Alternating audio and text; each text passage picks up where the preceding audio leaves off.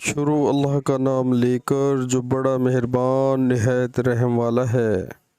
میں نبی کریم صلی اللہ علیہ وآلہ وسلم کے ساتھ ایک چادر میں لیٹی ہوئی تھی کہ مجھے حیض آ گیا۔ میں چپکے سے چلی گئی اور حیض کے کپڑے بدل لیے۔ آپ نے پوچھا کیا تجھ کو حیض آ گیا ہے؟ میں نے کہا جی ہاں۔